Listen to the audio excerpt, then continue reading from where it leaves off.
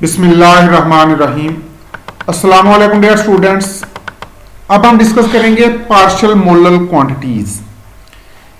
Partial molar quantities पर जाने से पहले हमें यह इल्म होना चाहिए कि मोलर क्वांटिटीज क्या होती हैं। किसी भी सब्सटेंस की एक मोल की फिजिकल प्रॉपर्टी को मोलर क्वांटिटी या मोलर प्रॉपर्टी कहते हैं। For example, volume of 1 mole of a substance is called molar volume. mass of 1 mole of a substance is called molar mass. Gibbs energy of 1 mole of a substance is called molar Gibbs energy, and so on. It means any physical property related to 1 mole of a substance is called molar quantity or molar property. ये जैसे कि example हमने already discuss की कि volume of 1 mole of substance is called molar volume and mass of 1 mole of substance is called molar mass. अब अगली बात यह है कि मोलर क्वांटिटी और मोलल क्वांटिटी में डिफरेंस क्या है। अगर तो हम प्योर सब्सटेंस की बात कर रहे हैं फिर तो कोई डिफरेंस नहीं है, यानी अगर हम वॉल्यूम की बात कर रहे हैं तो 1 मोलर वॉल्यूम का वर्ड ही ज्यादा यूज होता है, मोलल वॉल्यूम की टर्म यूज नहीं होती। सिमिलरली प्योर सब्सटेंस के मोलर मास के लिए हम मास ऑफ 1 मोल को मोलर मास कहते हैं, मोलल मास आमतौर पे यूज नहीं होता। अलबत्ता अगर बात हो सॉल्यूशन की तो सॉल्यूशन अगर मोलरिटी के लिहाज से बनाए गए हों तो हम उसकी प्रॉपर्टीज को मोलर प्रॉपर्टीज कहेंगे, और अगर सॉल्यूशन मोलैलिटी के लिहाज से बनाए गए हों तो उनकी प्रॉपर्टी को मोलल प्रॉपर्टी कहेंगे। The properties of 1 molar solution is called molar quantity और मोलर प्रॉपर्टी।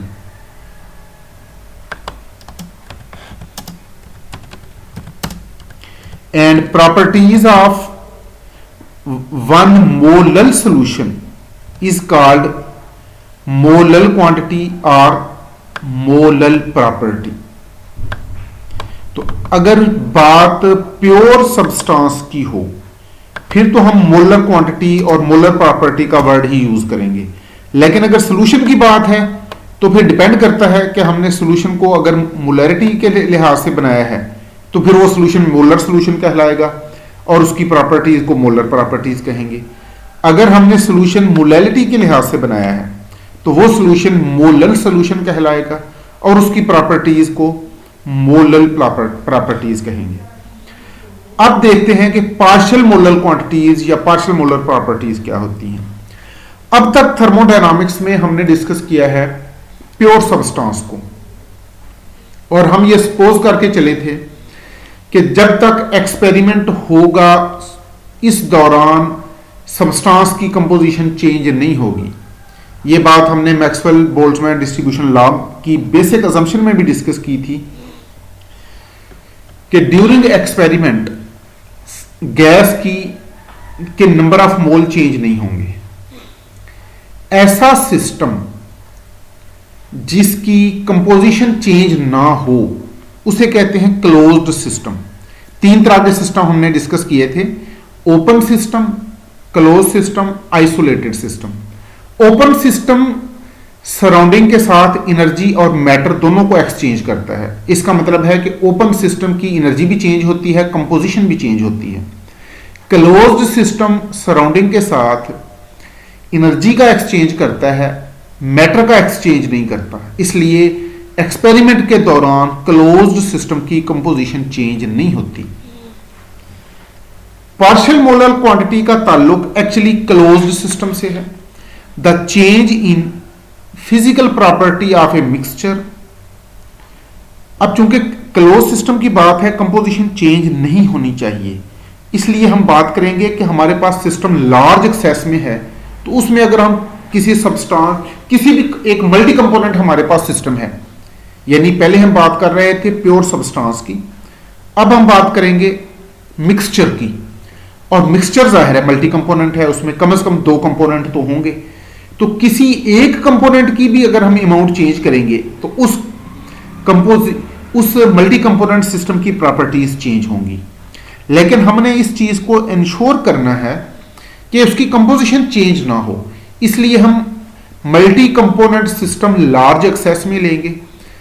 लार्ज एक्सेस में होने की वजह से उसमें अगर हम किसी एक सब कंपोनेंट की कुछ अमाउंट ऐड कर दें या रिमूव कर दें तो उसकी कंपोजिशन पे कोई खातर खा फर्क नहीं पड़ेगा।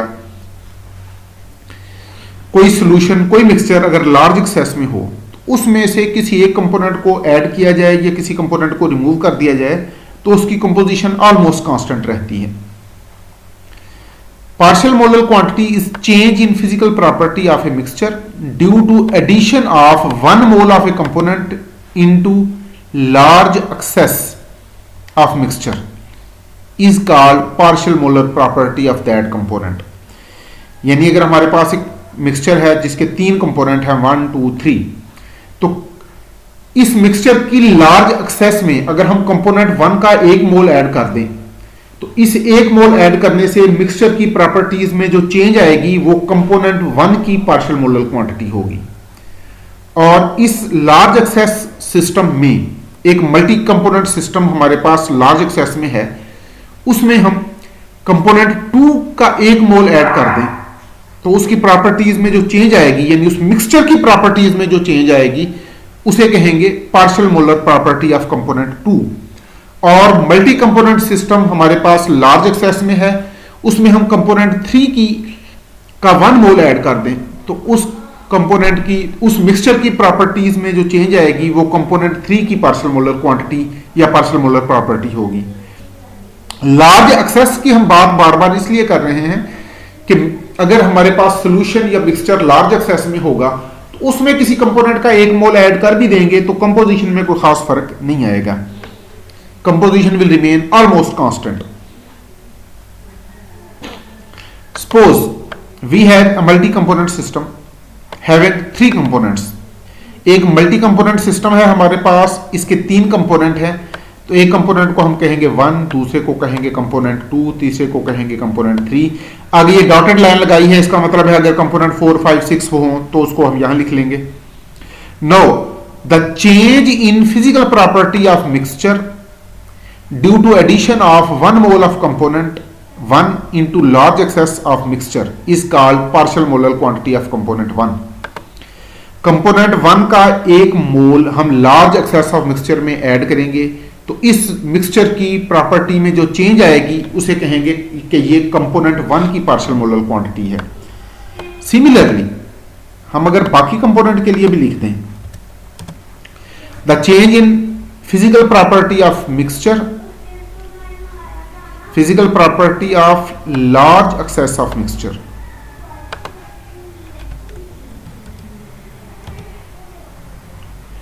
the change in physical property of mixture due to addition of 1 mole of component 2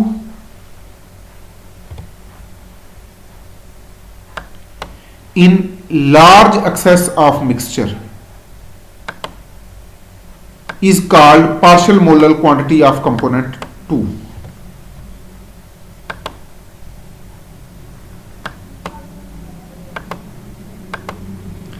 अब इसको हम एक्सप्लेन करते हैं एंड सो ऑन। इसी तरह की डेफिनेशन आप कंपोनेंट 3 की पार्शियल मोलर क्वांटिटी के लिए लिखेंगे कि the change in any physical property of mixture due to addition of 1 mole of component 3 into large excess of mixture is called partial molar quantity of component 3। अभी हम इसको जरा detail से देखते हैं। In most of cases we deal with close system. ज्यादातर केसेस में हम क्लोज सिस्टम को डील करते हैं in which nothing should be added और removed during experiment. Close system वो होता है जो सराउंडिंग के साथ मैटर का एक्सचेंज ना करे, यानी ना सिस्टम में से कोई सब्सटेंस बाहर जाए ना बाहर से कोई सब्सटेंस सिस्टम के अंदर ऐड हो। नथिंग शुड बी एडेड और removed in the system during experiment. इसका मतलब है in close system each component has fixed composition. Close system में हर कंपोनेंट की कंपोजिशन फिक्स रहेगी। We suppose that system is ideal. Ideal system ऐसा system होता है जिसके कंपोनेंट एक दूसरे की प्रॉपर्टीज को अफेक्ट नहीं करते, यानी प्रॉपर्टीज की, यानी कंपोनेंट्स की जो प्रॉपर्टीज मिक्सचर बनाने से पहले हैं वही प्रॉपर्टीज मिक्सचर में जाने के बाद होंगी। We suppose that system is ideal in which properties of all components are same as their individual properties. Ideal system में हर कंपोनेंट की प्रॉपर्टीज मिक्सचर में जाने के बाद भी वही होंगी जो मिक्सचर में जाने से पहले थी। इसका मतलब है कि आइडियल सिस्टम में components do not affect properties of each other.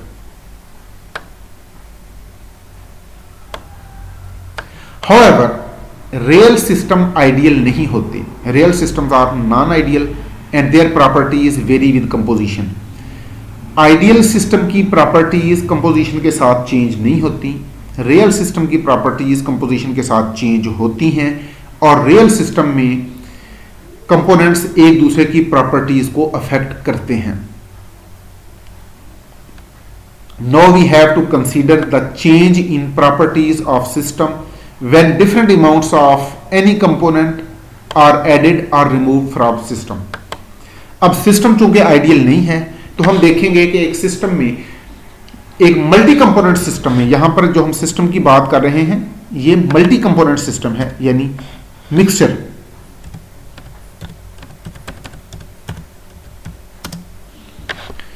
Now we will discuss how properties of multi component system change when different amounts of any components are added और removed from the system. Multi component system में किसी component को add कर दें या किसी component को remove कर दें, यानी किसी कंपोनेंट की कुछ अमाउंट ऐड कर दें या कंपोनेंट की कुछ अमाउंट रिमूव कर दें, तो सिस्टम की प्रॉपर्टीज पे जो इफेक्ट होगा इसको अब हम डिस्कस करेंगे, और इसी प्रॉपर्टी को पार्शियल मोलर प्रॉपर्टी कहा जाता है। For example, if we have 50 millilitre of water and 50 millilitre of methanol, इन दोनों को अगर हम ऐड करते हैं तो अब हमारी असम्पशन ये है कि 50 ml प्लस 50 ml, तो टोटल इस सोल्यूशन का वॉल्यूम 100 ml होना चाहिए, लेकिन actually the volume of solution is 95 ml, it is not 100 ml। इसका मतलब है ये सोल्यूशन आइडियल नहीं है, क्योंकि आइडियल सोल्यूशन में दो कंपोनेंट को अगर आप मिला दें तो उनका वॉल्यूम इन दोनों के वॉल्यूम का सम होना चाहिए, यानी 50 ml वाटर को आपने 50 ml मेथनॉल में ऐड किया तो आइडियल सोल्यूशन अगर हो तो वॉल्यूम 100 ml होना चाहिए, लेकिन ये सोल्यूशन नॉन आइडियल है, इसलिए वॉल्यूम एक्चुअल से थोड़ा सा कम हो गया। ये ज्यादा भी हो सकता है, कम भी हो सकता है, लेकिन मेथनॉल और वाटर के केस में ये थोड़ा सा कम होता है। ये इस वजह से है because solution is not ideal and molar volume of both water and methanol decrease on mixing. Water और मेथनॉल को जब आप मिक्स करते हैं तो दोनों के मोलर वॉल्यूम कम हो जाते हैं, इसलिए ओवरऑल सॉल्यूशन का वॉल्यूम उनके actual sum of their volume से कम हो जाता है।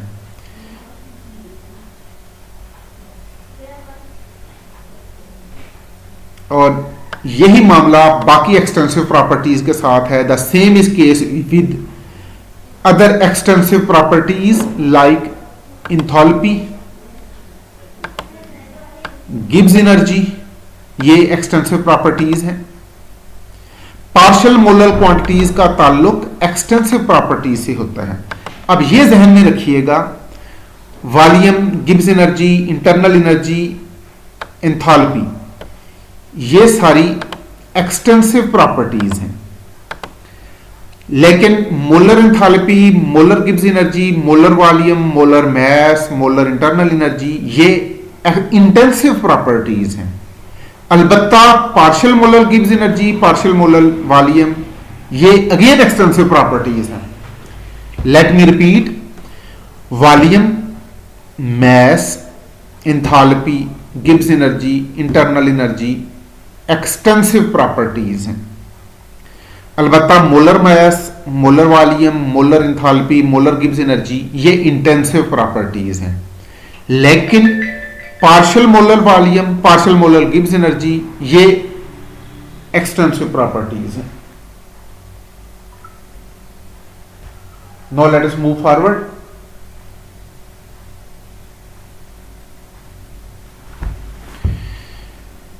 these properties, mass, volume, enthalpy, Gibbs energy, they depend on the enthalpy, Gibbs energy, internal energy, they depend on pressure, temperature and amount of each component in the system. Now partial molar quantities का जो concept है, इससे हमें पता ये चलता है कि किसी एक कंपोनेंट की अगर आप कंसंट्रेशन चेंज कर दें मिक्सचर के अंदर, हमारे पास एक मल्टी कंपोनेंट मिक्सचर हो, उसमें किसी एक कंपोनेंट की हम कंपोजिशन चेंज कर दें, चाहे इंक्रीज करें या डिक्रीज करें, तो उसकी प्रॉपर्टीज में क्या चेंज आती है। Partial molar quantities gives us information how properties of solution change with concentration of various component. Now, extensive properties of system like volume, mass, heat capacity, Gibbs energy, they depend on amount of system at constant temperature and constant pressure.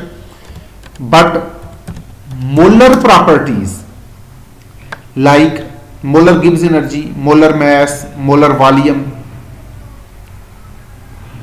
molar heat capacity, they are intensive properties, and intensive properties do not depend on amount of system.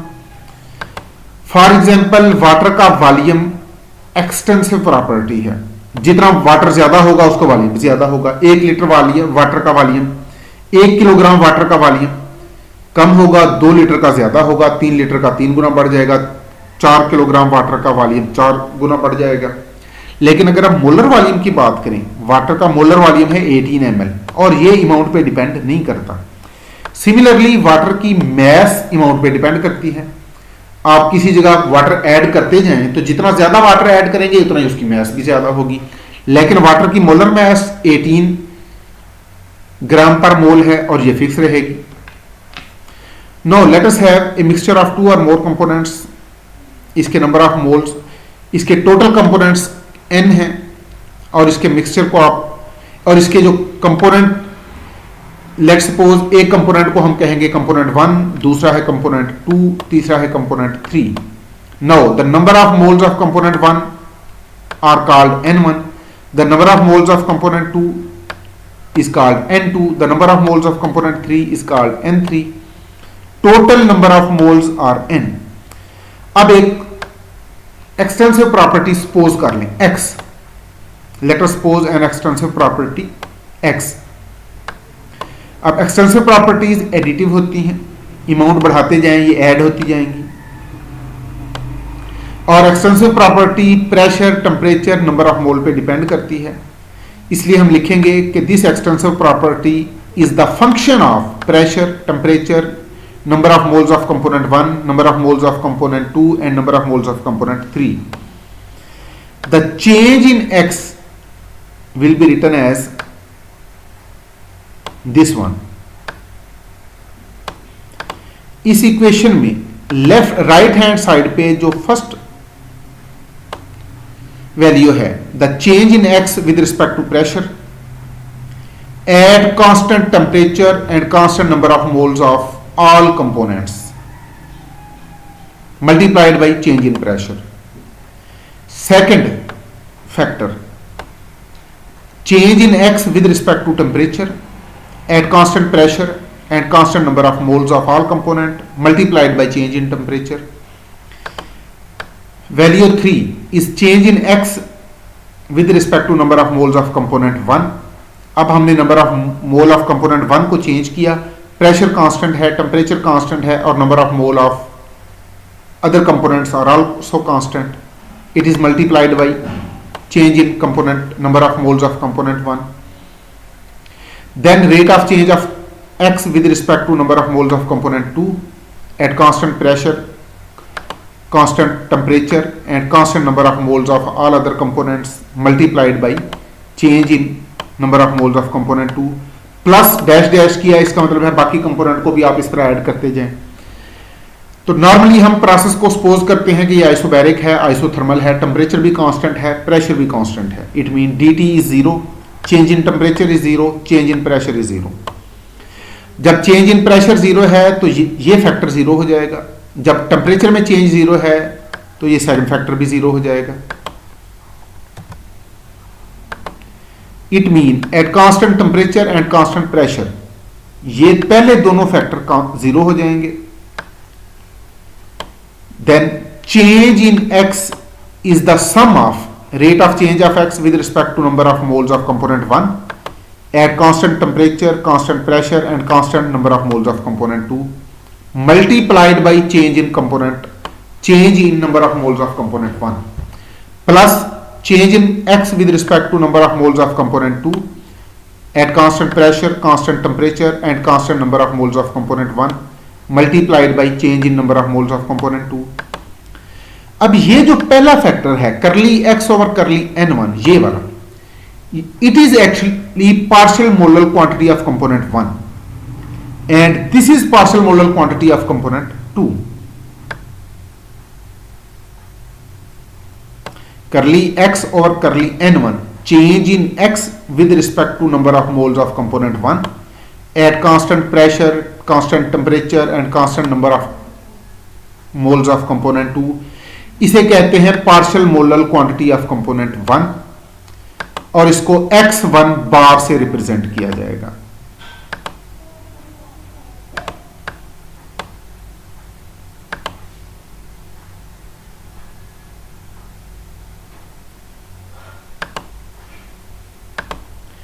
and change in x with respect to number of moles of component 2, it is called partial molar quantity of component 2 और इसको x2 बार से represent किया जाएगा। तो ये values अगर हम यहां पुट कर दें, यानी यहां पर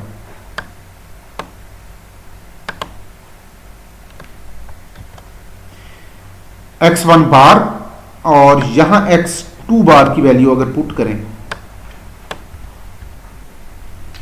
तो ये इक्वेशन हमारे पास इस फॉर्म में आ गई।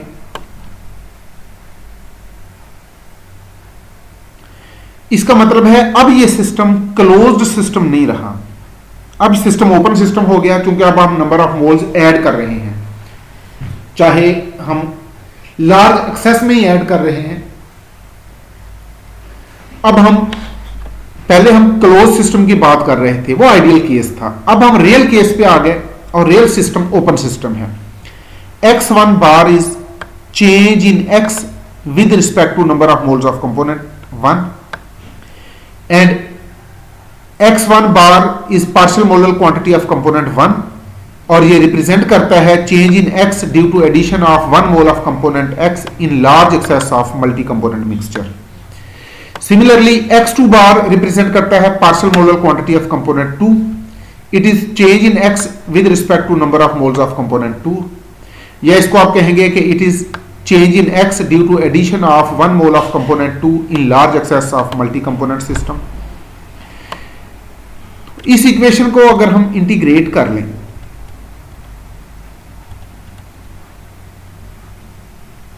अब सपोज हम करते हैं कि ये हमारे पास इक्वेशन 1 है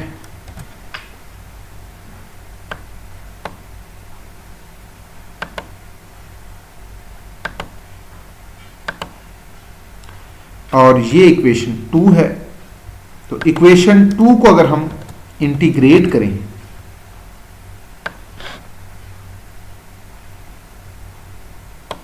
इंटीग्रेटिंग इक्वेशन 2